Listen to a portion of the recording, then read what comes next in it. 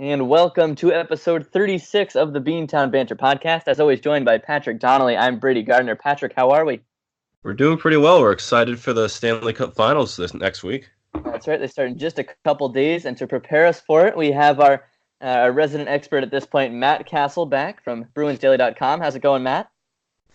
Good. It's good to be back for another one of these. That's right. So I guess before we even get into anything, Patrick and I did break down the previous series in our last podcast, but we didn't get your thoughts just yet. So if you'd like to take us through kind of your takeaways from the Hurricanes sweep, please go forward and do so.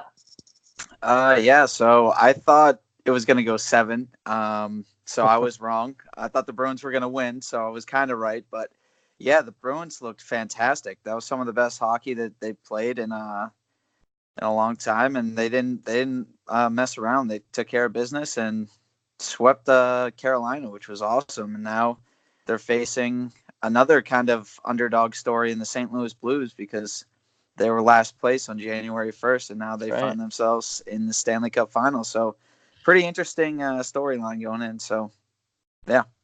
It's interesting, the storylines you mentioned, underdog stories. The Bruins have kind of ran into underdogs the whole way here, where the Leafs, it's kind of the Bruins are their Goliath, and then you run into Columbus, who were dead in the water in March, and then all of a sudden here they are in the playoffs. They sweep Tampa, and then the Hurricanes, obviously no one expected them to make it that far. So Bruins just have their work cut out for them with all these underdogs coming at them. Definitely. It is interesting, too, because, it's tough to look at it because, yes, Carolina, maybe not the scariest team ever. They were coming in quite hot into that series, but, at the end of the day, really, not the most dangerous opponent, at least in terms of what the Bruins have come up with here. So it's kind of tough to tell, is it just the Bruins peaking at the right time and, almost making it look effortless at times there against the Hurricanes? Or, is it just the Hurricanes aren't really there yet? And so it's kind of, are the Bruins on the right track here? And are they, peaking just at the right time? Or are the Hurricanes just not good enough to really give them a test in that last series? And maybe that goes against the Bruins if the Blues prove to be more of a test against them. I think it's a little bit of a combination of both. So what you have to realize is the Bruins are playing great hockey, but it's also Carolina got chances. Tuukka Rask just played out of his freaking mind. That guy was on fire. Like, Tuukka Rask is playing some of the best of his career right now. And I think if Rask wasn't playing as well, maybe Carolina gets a game. It's a different series. So Rask playing out of his mind, and then finally the top line getting going in that last game was awesome. And they just have balanced scoring throughout the lineup, and everything's just kind of fallen into place, it's been awesome to watch. And I think the Bruins fans should be really excited about moving forward here. For sure. Anything to add, Patrick, before I jump into another question? You mentioned Tuukka Rask playing out of his trees, and I guess my victory lap just is going to keep going here. God. Until either they lose or, they win, and it'll just keep going. So he's unstoppable right now. Shades of 2011. That's definitely true, but you do have to wonder a little bit because, the Bruins have been, going consistently, playing either every other night or maybe a 2, maximum 3 nights off between series, it seems so far. And now you get, 11 days here or something crazy. So you have to worry a little bit if that kind of knocks him off his rhythm. Do you worry about that at all, Matt? Well, I asked him at practice on, I think it was Wednesday or Thursday, and he just gave me the classic Tuukka. He was like, "Nope, I'm just gonna keep on doing what I'm doing." And he's got like a ton of questions like that this week, so he's had about enough of it. But I don't think so. Tuukka, he's been playing great, and they've done pretty much all they can to try to stay sharp. I mean, they had the scrimmage the other night. We can talk about that later, but yeah, I think he's just in his own. I'm not too worried about Tuukka Rask right now. Yeah. Well, I mentioned how after Columbus went 6 games, you see almost every year whoever ends up winning the cup usually has a short series in there, whether it's 5 games or 4 games. And while it is nice for the Bruins to get the rest, 11 days, even if we're not worried about Tuukka Rask, 11 days is still it's lengthy, and whether you're not worried about Rask, then you might be worried about the skaters keeping it up. And just really comes down to who's ready to come out flying tomorrow, whether it's St. Louis if they're still sharp, or not tomorrow, it's Monday. St. Louis if they're still sharp, or the Bruins if they're nice and rested. Very, very true. St. Louis has kind of had to grind out their series, but I think it does say a lot because they have been able to take down some pretty big opponents. So, Matt, looking at St. Louis, kind of what scares you the most about them?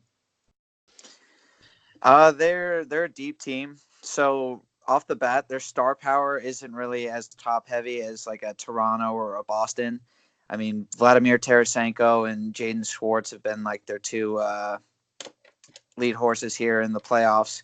But they're pretty deep. They got a lot of depth. They're similar to the Bruins. Bruce Cassidy pretty much called them like their twin. They got a nice fourth line, which is kind of like the Corrali line, and they got a couple grinders. So Binnington, though, is what scares me because he's pretty much been doing what Rask is doing to a lesser extent. So, I mean, you run into a hot goalie and games can get a lot tighter. So I would say what scares me the most is definitely Binnington.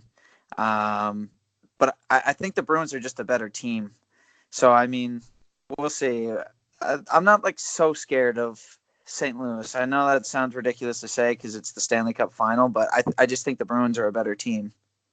Yeah, I think that opinion is really kind of reflected all across Bruins Nation right now. I think, yes, St. Louis pose a threat because they did get here, but at the end of the day, the Bruins are still the favorite, and they should be able to handle them just as they have handled these other tests along the way. That is, you mentioned Binnington. The kind of Conn Smythe conversation seems to be between him and Tuukka Rask at this point. So who do you think wins that duel this series? I mean, I got to ride with my guy Tuukka Rask. Definitely. Can't jump off the ship right now. I mean, he's been unbelievable.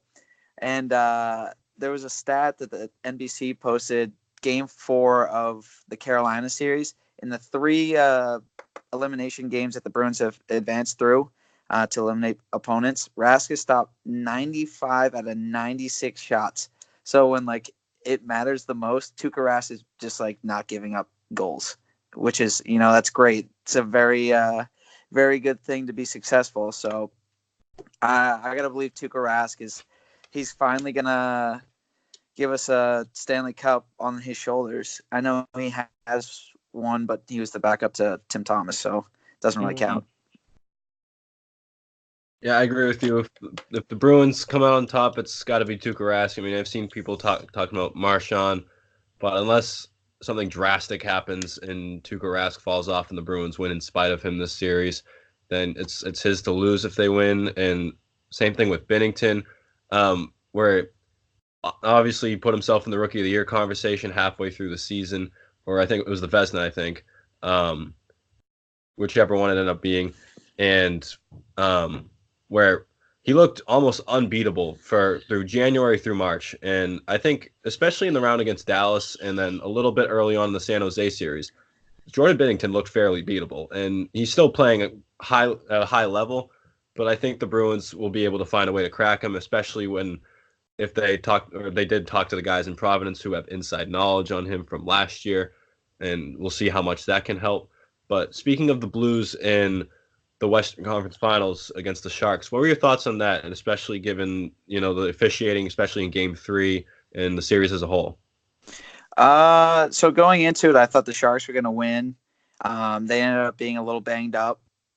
Had a couple of injuries there, so I mean that kind of derailed them. The problem is their goaltender is just kind of Swiss cheese compared to Binnington. So, but that was a wild series. There was controversy left and right. Obviously, the hand pass in Game 3 that was in overtime that led to Carlson's goal to extend the series. So I mean, it went 6. It could have been done in 5. But overall, I was kind of surprised because I thought the Sharks on paper are the scariest team, but they're also the Sharks, so they just never get the job done, I guess. But Logan Couture was awesome for them in the postseason. Yeah, so I mean, St. Louis, they beat a good hockey team. They beat a very good hockey team to get to the Stanley Cup Finals. So they're battle tested. Again, I think what am I talking about? San Jose would have been a tougher matchup for the Bruins. So I think all things considered, I like the matchup with the Blues. Interesting, because I have heard it go the other way, or people thought the Sharks would be a little bit easier than the Blues, but here we are, I guess. St. Louis, Boston, same as 1970. That's been brought up quite a bit. Blues have actually never won a Stanley Cup Finals matchup, so we'll see how that goes. But then again, the Bruins have, they lost their most recent one back in 2013, so both teams will be, fighting against a little bit of history potentially. But I guess it's the moment of truth here, Matt. So what's your prediction? All right, so in 2013, the Bruins played like an all-time Chicago Blackhawks team. That's true. He's got to defend this first. That team is so much better than this Blues team that we're playing right now. And like the Bruins, I think, are better than they were in 2013. So I'm going generic here. Bruins in 6. They're hosting the Stanley Cup. We're getting another Chara hoist here, and it's gonna be awesome. 6 games. Patrick, what do you think? I'm gonna be bold here. I'm gonna say Bruins in 5. I think. I mean, I like the Bruins. The way they match up a lot better against St. Louis, and I mean, like we talked about, like I wanted San Jose because I mean, on paper, San Jose is much better than the Blues, but they showed it in the Western Conference Finals. They kind of showed it against Colorado. They're just a bunch of pushovers. We saw them die right in front of our eyes. They just wheeled into the playoffs on a couple flat tires. But here we are with St. Louis, and at some point, I mean, we said it with the Hurricanes, and who knows if the Blues will keep it going. But at some point, you think the Magic's got to run out with the Cinderella story. And I don't know, it just feels right. Bruins in 5 on home ice. Yeah, I think I agree with that. I think the Cinderella story does have to end at some point. You look at, just really the last decade of Stanley Cup playoffs, and it seems like, yes, there have been the surprise teams to make it to the Cup final, but then, the wheels have fallen off a little bit at the end. So I would go with Bruins as well. I was between 5 and 6. I think just for the sentimental value of hoisting that cup in the Garden, I think I'm going to go with 5 because that'd be pretty cool. Not sure the last time that happened. Not sure. Has that ever even happened in the TD Garden? 2011 was Vancouver. in Vancouver, so yep. No, it hasn't. In All right. Well, we'll see. Was at the Garden. What was that? 2013 Game 6 was at the Garden. Bruins almost pushed Game 7 to United Center. They should have, but Johnny Boychuk forgot how to play defense. Okay, he's still bitter.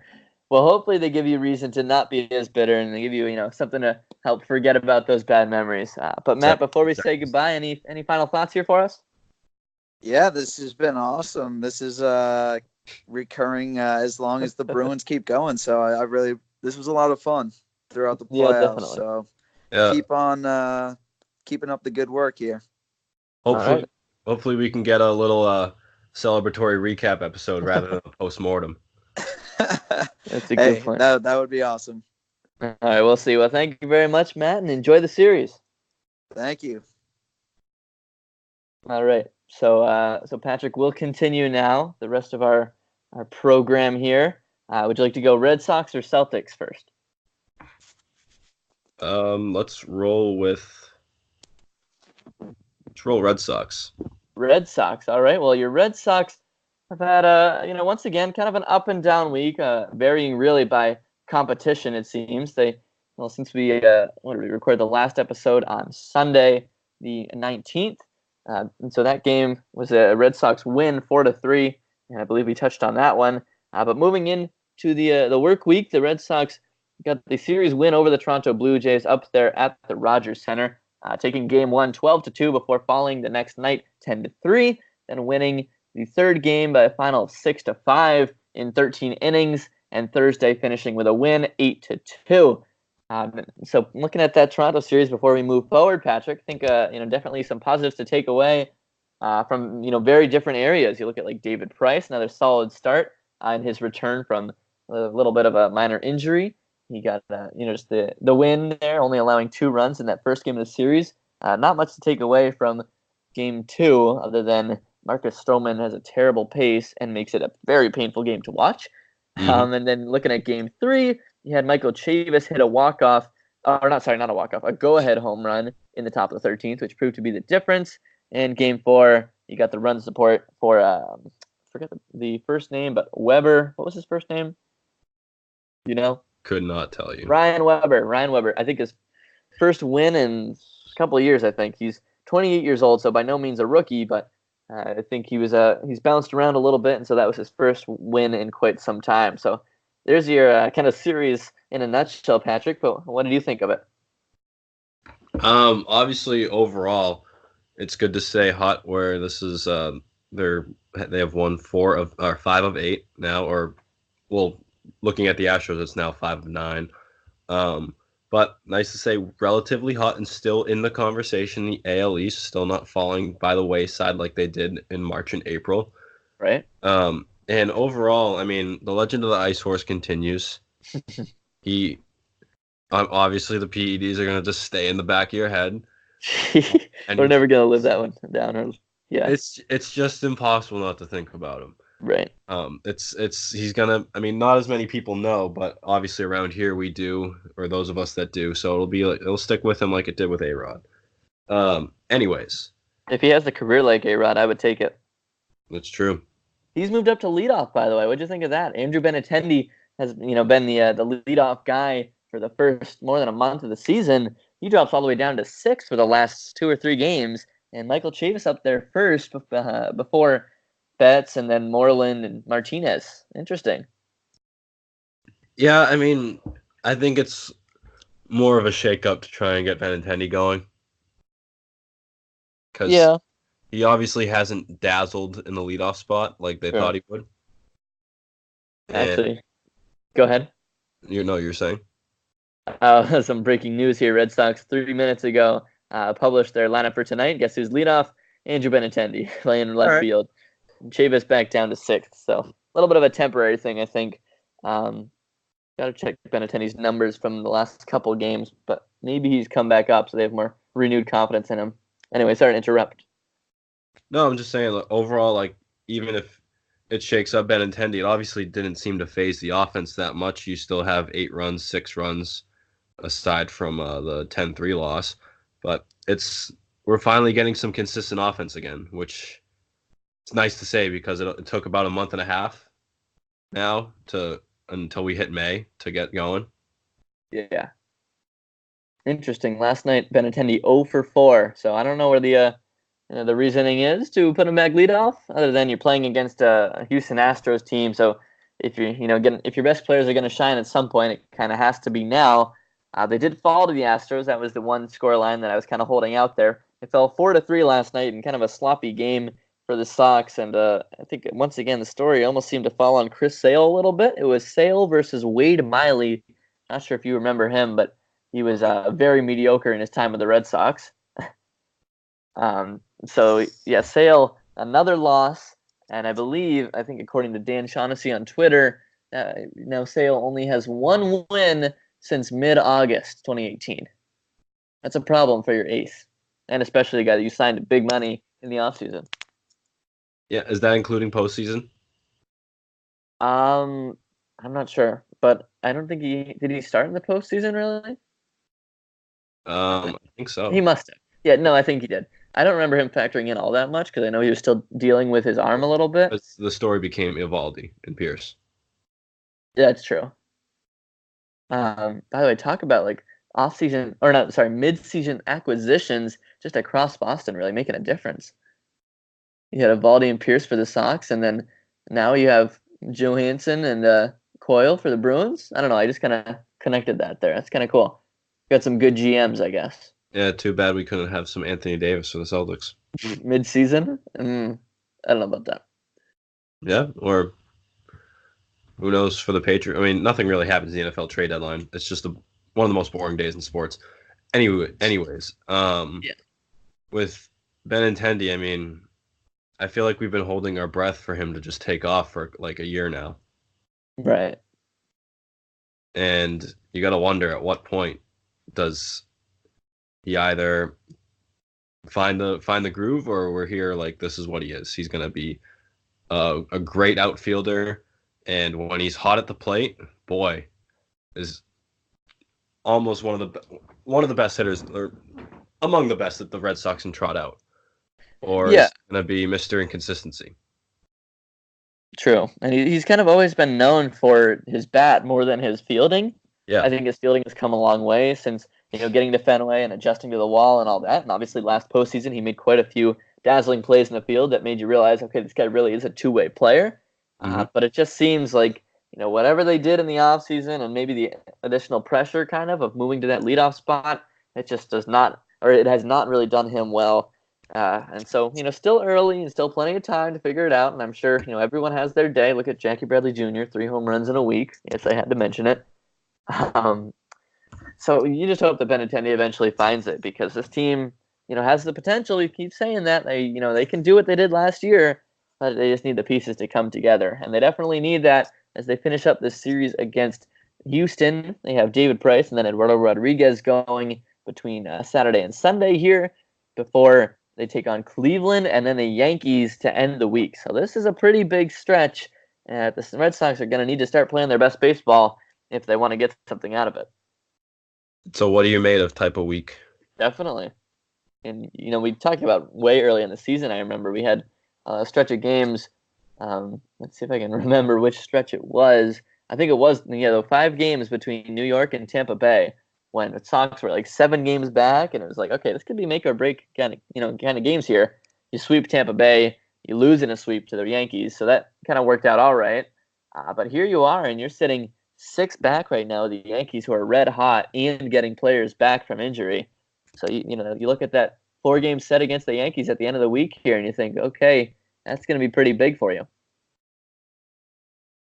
Yeah, exactly, and it's going to be one of those weeks where, I don't want to put the stakes this high, but it could make or break the season. Yeah, especially the series against New York.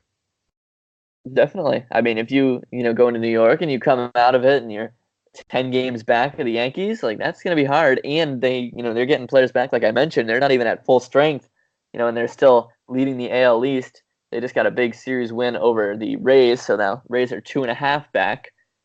So yeah, you just can't let this one get out of control. And credit to the Sox, they've been able to right the ship enough to stay in the conversation, whereas the Blue Jays are 13 back. Orioles, worst team in baseball, 15-36, good for 18 games back. So it's fair to say that the Sox are in the top half of the 5-team AL East, I guess. They're closer to the leaders than the bottom, and that's definitely an improvement from where we were a few weeks ago.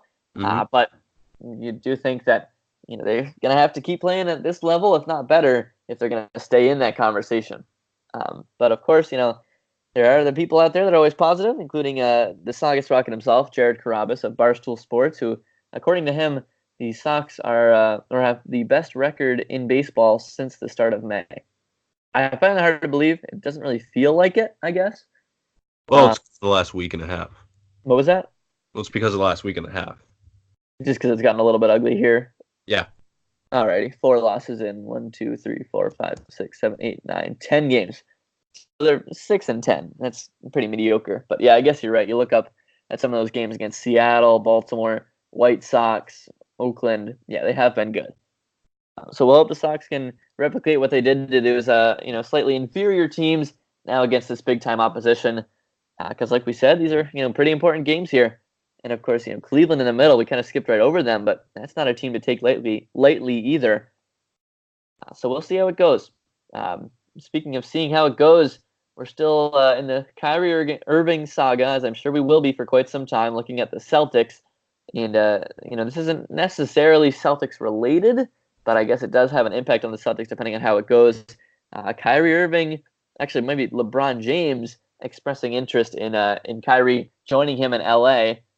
You see that really happening, Patrick? I know we've touched on it before, but it seems like that possibility is looking more and more possible. If it happens, I just want to sign and trade and recoup some assets. That's right. That's the Celtics perspective of it. If you're going to lose them, please make it a sign and trade. At this point for Kyrie going back to LeBron, that'd be 2019's Kevin Durant. It'd be worse. It would be worse. Yeah. Not only would he get eviscerated here. Yeah. Oh, like around the nation. Like imagine what Stephen A would be saying. Like he would get killed. Not just here in Boston, but everywhere. And it'd be even worse in Boston. Right. And if you look at Durant, he had really no history with Golden State other than, he had been beaten by them in years past, and they were the reason that he couldn't really get to a championship as the star on his team. So that was why they said, "Oh, look at Kevin Durant going to the team that beat him. Wow, if you can't beat him, join him, whatever." If you're Kyrie Irving, maybe LeBron hasn't beaten you, but I'd say it's a little bit worse in that you said you don't want to play with LeBron anymore. He was the reason you left Cleveland, and now you go scurrying back to him in LA. I don't get it. Yeah, because you can't win without him.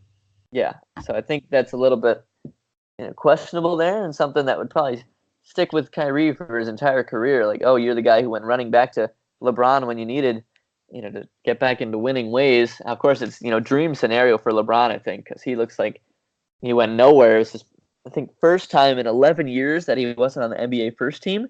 Voted at the end of the season the best 5 players in the NBA by position. He wasn't on the first team, and he wasn't on the second team. He was on the third, but you can tell that it was a down year for LeBron. Didn't even make the playoffs, and of course he's getting no younger. So if he can bring in some stars and a star like Kyrie, where they've proven that they can win together, I think that would be pretty big for LeBron. And I can tell why LeBron would be kind of looking at those scouting efforts, try to put the past behind them, and go after another ring together in a different city. Yeah, it sort of comes all like full circle here with the classic LeBron story, where all right, he goes to LA and okay, maybe we got all this young talent. We're gonna turn over a new leaf. We got LeBron. We're gonna build around the young talent and LeBron. And the trade deadline comes, and all of a sudden LeBron wants everyone traded for Anthony Davis, and then we have the fiasco where Magic Johnson steps down. And now Kyrie Irving's a free agent. There's a big free agent class between. You can still trade for AD, and now it's LeBron is just shaping the roster again. It seems like it's what happened in Cleveland all over again. It's starting to feel like it. That's a good point. Another, I guess it's kind of a quieter week for the Celtics here. But another note is that I don't know if we mentioned this last week, but do you think the Bruins' success is making the Celtics' failure even more dramatic? I think it's a pretty easy question, but yeah. Absolutely. Mm-hmm. And I know they talk about this a lot on our favorite show there on 98.5. You know what we're talking about. But the Bruins were not really expected to be a team that would be the Stanley Cup Final favorite going into it. And the Red Sox weren't really a team that you expected to be, maybe even the best team in the AL East. And the Patriots weren't really the team you expected to be coming out of the AFC and going and winning a Super Bowl. And all of a sudden, here we are, and it's the Celtics, who maybe had the biggest expectations at the start of the season, who couldn't get it done. So it's interesting there. Yeah, I mean, we looked at the Celtics roster, we're like, all right, bring on Golden State. And you look at the Bruins, you're like, okay, they're still going to have to deal with Tampa. If they get past, or even before Tampa, they'll have to deal with Toronto. If they get past Tampa, who's to say they don't get Pittsburgh or Washington, and then they make it to the Cup? San Jose looks like it's going to be a wagon, and who knows about Vegas? You look at the Red Sox, and you're like, all right, well, the Yankees have Judge, Stanton, Gary Sanchez, and everyone else pretty much, and Chapman. And last year the Rays got off to that hot start, and then obviously, if you're the Red Sox, you're looking at Houston. You might get them. Cleveland. For whatever reason, you always struggle against Cleveland. And then the Patriots. You look at the season as a whole. You're like, geez, what's going on here? Are we going to even make it to the Super Bowl? I had them dead in the water. You did. And again, the Celtics were like, all right, let's go. Bring on Golden State. We got this. And all of a sudden, the Celtics are the ones who didn't even make it anywhere pretty much compared to their expectations, and every other team exceeded them. That's right, and it just makes that failure that much worse. So, still kind of picking apart the carcass of the Boston Celtics, as we'll continue to do for the coming weeks, and we do have a little bit of a wait here before the draft, but at least we do have the NBA playoffs, which we will get to later when we get into some national news, so stay tuned for that. But moving on into our final New England sports team of the day, we have the Patriots, and I know, Patrick, to start us off, you had something from the Pats that you were pretty excited about on social media earlier today. Oh, today? All right, well, we just had Tom Brady doing some work with Julian Edelman, of course. Yep, in his backyard in Brookline, it seemed. Yep, Julian Edelman, of course he'd be there. If it wasn't in Brookline, it might have been in Montana. Who knows? Well, I think it must have been Brookline, because Edelman's been at OTAs. Yeah, must be. So I don't think they flew him out to Probably. Montana just to throw his Brady. But yes, Hit the links at TCC, come back and throw it around. that's right. So Tommy, you got him throwing a Jules, and then it was Tom posted a series of pictures, and you swipe over a little bit, and who else is there? 32nd overall pick, New England Patriots, N'Keal Harry, Yep, newest wide receiver in the band. that's right. And that was pretty cool to see because we talk about Tom Brady not attending these voluntary workouts, and it's like, all right, when's Tom going to get acquainted with some of these younger players? Patriots took a wide receiver in the first round for the first time in the Belichick era. Are we really going to get the most out of him if Brady's not throwing with him? And here we are, late May, and Tom Brady has kind of welcomed him into his offseason workouts there. Inner circle. In his inner circle. Who knows? Trying to develop that trust. So that's pretty important. And you have to think that. Go ahead. Everyone's panicking, and Tom's like, I'm already here throwing to him. Like, probably have been for weeks, and I'm just posting it now. Well, I don't know, because there was a little bit earlier in the week with the first ever, or I guess first press access of the season coming earlier this week, and they asked N'Keal Harry, have you really been in contact with Tom? And they said not too much, just kind of through social media. And so I think maybe the Patriots got wind of that, and they're like, all right, we should probably get, some kind of connection between Tom and Harry, soon enough. So maybe they're like, hey, Tom, can you just throw this guy, please? Like, who knows? I mean, how much can the Patriots really say in that? Because I feel like these offseason things, whether it's Edelman and Amendola out in Montana with them, or the beaches in LA when they're running routes and what have you, it just seems like it's purely Tom and you're on the inside. You get the trust. Interesting. Well, it's rare that we see him welcome people into that inner circle of trust. Right. And one guy that's been there for quite some time, though, is Julian Edelman, who looks like he'll be continuing as he has a 2-year extension recently signed earlier this week worth up to $19 million. Pretty good deal there for Edelman, and certainly exciting to see him back in the Patriots uniform for 2 more years. Yeah, and I mean, so you look at he's 33. I didn't even realize he was 33 until every social media release ever made it a point to say that this contract will likely keep Edelman in New England through the rest of his career. Yeah. So we're looking at the home stretch for Brady and Edelman. They're going to walk into the sunset together. Yeah, just like people thought it would be with Gronk, it looks like it'll be Edelman. And I mean, if you're Edelman, awesome that he's sticking around. This guy has taken quite a beating in his career.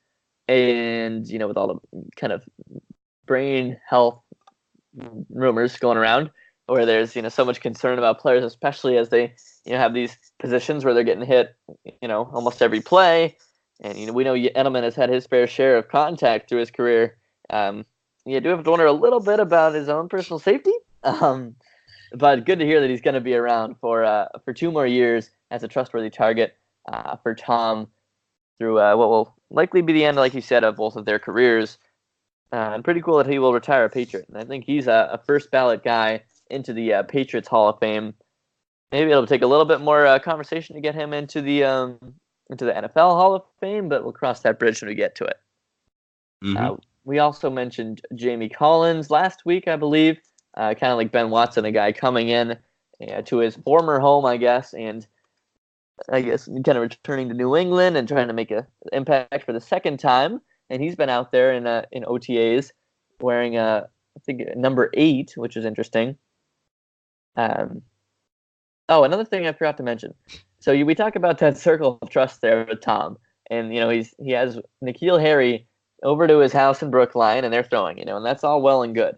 But do you worry a little bit that we don't have Dontrell Inman over there? We don't have Demaryius Thomas over there. Like there are more new receivers coming in than just N'Keal Harry. Is that a bad thing that they're not around too? I'm not overly worried about it, and I'm sure they've all been in touch.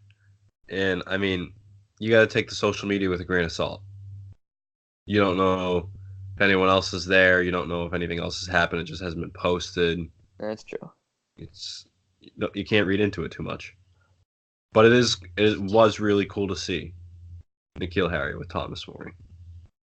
Definitely was. And we'll leave it at that. We'll look at that positive side there.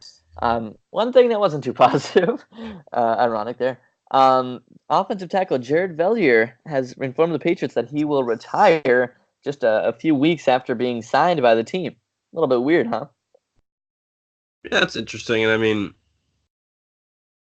obviously, guys need to think about their futures, consider their personal lives and their situations.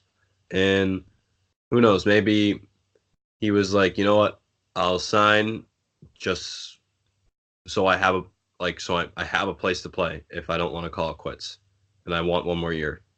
And he maybe informed the team too, like, hey, like I still don't know, but like if I'm open to signing, like I mean, who knows if this actually happened, but there's probably a conversation had, and I don't think this was completely blindsiding to the Patriots.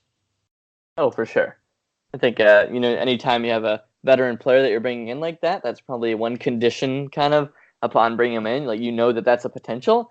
My guess is Jesse, kind of rolled out of bed day or two before OTAs began, and he was like, "Do I really want to get on that grind, be up early, be hitting the weight room for hours?" And it was a no. Exactly. When you're ready. That's right. So that's another gap there for the Patriots. They attempted to fill because we have lost some offensive linemen so far in the offseason, and he was a guy that maybe could have fit in and a veteran presence among a very young offensive line, but it was not to be, I guess, and they'll have to look elsewhere for some of those, I guess, secondary options on the front line there. But moving along into national news, we already covered the NHL playoffs and the Blues finishing off the Sharks in pretty dominating fashion on Sunday when we recorded last. They won 5-0. We did touch on that one, and then they finished it off 5-1 in their own building. Really was not a competition after they took the series lead in Game 4. Just any final thoughts there, Patrick? I know we kind of covered it earlier, but the Blues finishing off the Sharks so handily. I mean, we talked about it last week too, where Sharks were gift wrapped. Game 3, they were gift wrapped Game 7 of the first round. They're gift wrapped Game 7 of the second round. Like, you had so many chances, and you just rolled over and died. Yeah, well, they limped their way in too, and that's one thing about the Blues. They really seem to beat you down. Yeah, they're obviously a heavy team, and I think the comparison with the Bruins is a fair one. Honestly, I think up front the Bruins have more forward depth, but we'll see. And I mean, Matt touched on Martin Jones and Logan Couture and Joe Pavelski and all them. I mean, it would have been awesome to see Joe Thornton be able to have a crack at the cup. Obviously, don't want him to win it since it would have been against the Bruins. I mean, obviously, you do want to see him get one at some point in his career. And I mean, Logan Couture had a playoff run for the ages, and just under our noses for the last few years, just climbing up the point rankings and the goal rankings in the postseason and emerging as one of the more clutch players on the scene. Mm-hmm. And as much flack as Martin Jones took this year and overall for his performance in the playoffs, he was shaky in the first round against Vegas, and then he really was the least of their issues. And I mean, I say this with Rask a lot, especially in the first round against Toronto, where he was the least of the Bruins' issues. Martin Jones kind of pulled it together and did what he could aside from the 5-1 Game 6. And just gotta wonder if the Sharks just wasted an opportunity, because I mean, Joe Pavelski obviously went down again in Game 7 against Vegas, missed some time, and then he came back and he was productive. And who knows if he was still playing hurt with some concussion symptoms or what have you with his head injury, whether it was like stitches or something. Right. But it just seems like a real wasted opportunity for the Sharks, especially when you look at the roster they had together between. I mean, Tomas Hertl had a great playoff too. Timo Meier, we were like, beginning of the third round, we're like, welcome to the Timo Meier show, everybody. He scored 30 this year. He's finally jumping off the diving board into his potential as a first round pick a couple years ago. And you look at the defense between Brent Burns, Erik Karlsson, of all people. We forget to talk about Erik Karlsson, who obviously didn't seem right in whether he stays in San Jose or gets that big contract somewhere else this summer. Health is going to be a concern for him. Whether it has to be his groin. That was the issue in Ottawa, and he just didn't look like the same skater we've seen. Obviously, still the same pylon, in his own zone.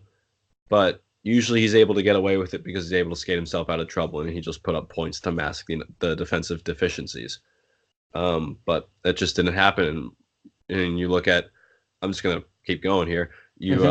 Marc-Edouard Vlasic is one of the more underrated shutdown guys in the league, and they wasted another year of his prime. Evander Kane, they signed him to a big ticket after having to give up a first-round pick to Buffalo, and he was just nowhere to be found, MIA, after he had such a great year last year. And it's just a lot of things went wrong for the Sharks, while a lot of things went right, and they wasted the things that went right. Definitely true. You did mention Joe Thornton kind of early on there. You think there's a chance that he tries to sign elsewhere to really make a run at the Cup? I know the West is only getting deeper, it seems, and like you said, the Sharks kind of wasted an opportunity, so you think he, at some point, says, all right, guys, enough's enough. I'm going to go try to win it somewhere else? Or if he just calls it and retires. Really? I feel like after such a career, you got to give it one more run. I don't know where, but I think he's not done just yet. I mean, he's 39. He's going to be 40 on July 2nd. I mean, maybe he, like a young team in need of a veteran somewhere. I don't know. Well, because I can't talk. That's what Patrick Marleau did with the Leafs, and it worked fine for the first 2 years, and then Patty Marleau just really fell off the wagon this year. Yeah, well, Thornton doesn't need more than 2 years. I think just a team that give him a little bit more energy and have another crack at it. I don't know, Yeah, it depends. I think a lot of it might have to do with where Marleau goes if the Leafs steal him. Maybe he wants to take a crack at it with his sidekick. Interesting. All right. Well, moving over to the other side, NBA playoffs just about ready for the finals, just like the NHL. But first off, we're just kind of finishing off the conference finals right now. The Warriors made it look very easy against the Trailblazers, taking once again another Western Conference crown in just 4 games. Blazers did put up a little bit of a fight in that game 4 up in Portland. It was 119-117 in favor of the Warriors, but the wagon just keeps on going for Golden State. Yeah, and we talk about how this year might officially be the end of it with Klay Thompson possibly on his way out, Boogie Cousins probably on his way out, KD likely on his way out. So, just status quo for the Warriors until they hit July 1st. They're just going to rack up the rings and just lay waste to anyone in their path. Right. On the other side, you have the Bucks and Raptors going at it, and in games 1 and 2, it felt like, okay, this is Milwaukee's series, making it look a little bit easy against Toronto, but look out, Kawhi Leonard has the Raptors just 1 game away from upsetting the Bucks and moving on to face Golden State. Yeah, that game will be played tonight at 8:30. Do you think the Raptors have it in them? Absolutely. Really? Kawhi Leonard is reminding everyone that he's a top 3 player in the NBA. He is. He's finally got the spotlight, and credit to him, he's making the most of it. I just find it hard to believe that the Bucks are going to lose 4 in a row. This was the first time this season that they lost 3 in a row. I think it comes down to, the Raptors obviously inexperienced, but the Bucks are just as inexperienced too. And at some point, you got to be able to rack up that experience. And I guess this is a cliche, but it's the Raptors' time.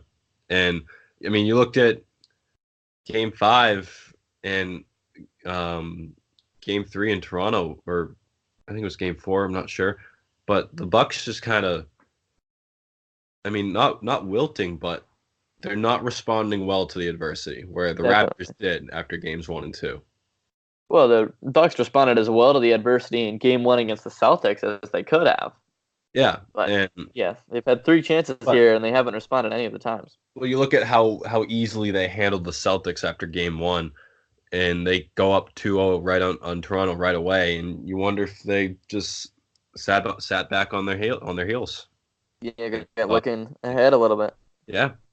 Interesting. Well, they'll have a chance tonight to redeem themselves and bring the series back to Milwaukee, but that has been a very entertaining series, and we'll see if it continues to be the Kawhi Leonard show, because right now he is poised to make a lot of money when he returns to the market. One final note on Kawhi. Yeah. I said this jokingly kind of after the second round, But with his game-winning shot in Game 7 against Philly and just the way he's playing right now, is Kawhi Leonard already the greatest Raptor of all time? Well, so The when way did the franchise begin? I couldn't tell you, but Aren't they a younger team? Maybe not. In terms of the franchise, I I mean, don't know. a lot of people will say Vince, but that one shot took the Raptors further than Vince ever took them. Huh. And I mean, Kawhi's still doing it. He did it all season, just Yeah. dominating. Is he like? It's a conversation I think that could happen, and as much as I want to joke about it, it's very possible Kawhi Leonard could be the greatest Raptor of all time after one season. Yeah. Huh. I mean, maybe he's the greatest player to ever, be a Raptor. Is he the greatest Raptor of all time? Like, I think there's a difference there, right? Because there are players who have maybe contributed more to the franchise over a longer period of time. Because at the end of the day, has he been there for just this year, right? So, I mean, I don't know what it really means, like how much you factor in success on the team and individual talent with maybe just being a good team player. I think that's a discussion there, maybe for the offseason and when, like in memoriam, as you said earlier, for the Bruins. But you can't deny really what he has done for this team right now, because I don't think they would be anywhere near as close they are to as close as they are to the finals without him. So he has made a major impact, and it'll be interesting to see where he goes, because I think he has made his value shoot up even more just within these last few weeks alone. Yeah. Moving into some other national news, not so big, but in baseball right now, there's actually a doubleheader taking place right now. The Yankees and the Royals. Royals just hit a 3-run home run to tie it up 3-3, bottom of the sixth. So hopefully Kansas City can pull off the upset. Kansas City 17-32, New York 32-17. So who knows? Maybe the Royals can steal one and help out the Sox. Another couple bits of news, I guess, is that the Orioles became the first team to concede 100 home runs. And Patrick, I don't know if you've seen it, but who would you guess was the first team to record 100 home runs? Can't be the Red Sox. No. Oh my gosh. They're not even close. First team to record 100 home runs. Yes. Astros. The Minnesota Twins. No way. Yeah, would you believe that? I would not. Especially like playing in Minnesota, early in the season where it's, still cold, and I'm sure the ball not really flying out of the park that much. Yeah. Like, that's pretty impressive. So look out for the Twins. That's quite the feat in that early season Minnesota weather. Right. And Minnesota 34-16 right now. They have a 8-game lead in the AL Central over the Cleveland Indians. So don't take Minnesota too lightly. And they've also been far better away from home than they have. Oh, actually, not far better. I shouldn't have said that. They have been better away from home than at home, but not by much. Kind of interesting. So those are two interesting things, and I guess with the Orioles being the first to give up those 100 home runs, can't say you're too surprised. That team is struggling down there. Could be the worst team of all time. Wow. Could be. Maybe a little bit strong, but okay. It's just historically bad. Very true. Has been. Yeah. A note over in the NFL as we wrap it up a little bit here. Not too football related, but we did have Aaron Rodgers spotted at a Milwaukee Bucks game chugging a beer, and guess what? It was not very good. And I think it didn't take an expert to see that Tom Brady definitely has Aaron Rodgers beat when it comes to the chugging ability. Did you see the side-by-side videos of him? I did not see the side-by-side videos, but Rodgers was pretty bad. And you look at Christian Yelich was there on the same night and kind of put Rodgers to bed with the beer chug, even though Yelich spilled a little. And It was also next to the Bucks owner's daughter. And you see the shade going between Drake and her? I did not. So obviously Drake and Pusha T have that beef, whatever it happens to be about. She was wearing a Pusha T shirt. And so after the game, Drake made some social media posts. I think it was a screenshot of her wearing the Pusha T shirt on his Instagram story. And just, I don't know, said something about it, and then made his profile picture the picture of her. which was interesting. And then we have the Bucks coach and the Bucks players talking about his antics on the sidelines, where he was giving the Raptors coach a nice shoulder rub for a brief second. So we got some interesting off the court notes. Yeah, very interesting. That's cool though. Yelich able to outduel Rodgers on probably the night before a game.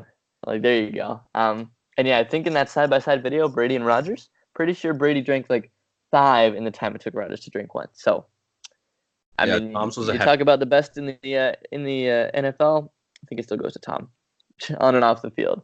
Rodgers had a little like 10-ounce beer or 20-ounce, whatever they sell at the concession stands. Tom looked like he had a pint.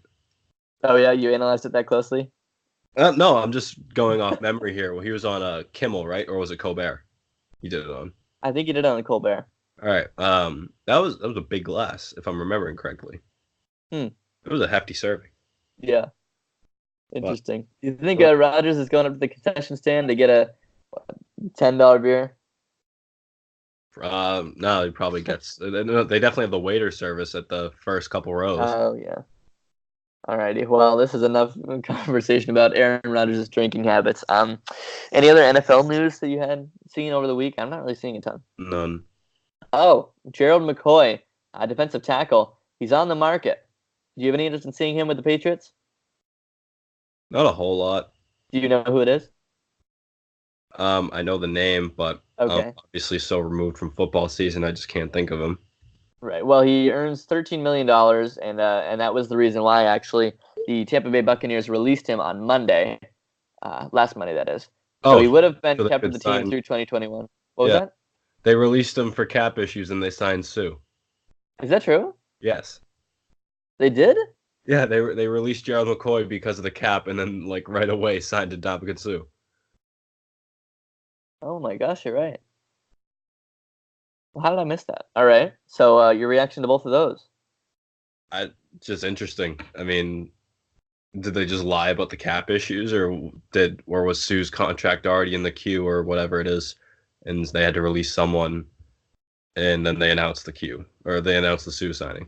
Well, it'd be kind of cool to see McCoy with the Patriots. I don't know. It just feels like Malcolm Brown is gone. He was never that great in the trenches there. So maybe this is a guy who can really make a difference. I don't know. But you got to feel good about the Patriots defense right now, with or without this guy. And maybe it eliminates some cap headaches if you don't bring him in. So just kind of an interesting bit of news there, because it's rare that you see a big name in a position that doesn't have a ton of talent on the board. But anyway, I think that just about does it, Patrick. Anything to add before we conclude? No final thoughts. Go Bruins. Definitely go Bruins. They start on Monday, and I believe the series is every other night, right? As far as I know. Pretty much all 8 o'clock starts, I think. Yeah, 8 p.m. starts, which is kind of annoying, but whatever. They play Monday, Wednesday, and then they have Thursday, Friday off, so 2 there to get to St. Louis. And those will be the 3 games probably before we record next. So it'll be big. It's exciting to watch. They'll all be televised on NBC, so be sure to watch them. And if you're willing to shell out upwards of $500, enjoy it from the Garden. Oh, Patrick, I just have one thing really quickly. That was pretty cool. How they had the scrimmage, and it was packed with fans for $20. Indeed. Did you notice that? That was pretty impressive. And those are like the real fans, so I thought that was pretty cool. Anyway, just thought I had to mention that. I forgot to talk about it with Matt. I wonder if he was in the building. Yeah, regardless, that is it. Wow, you just saw my brain going a million different directions. But that is it for today's episode of the Beantown Banter podcast. As always, thank you guys so much for joining us, and we will see you next week.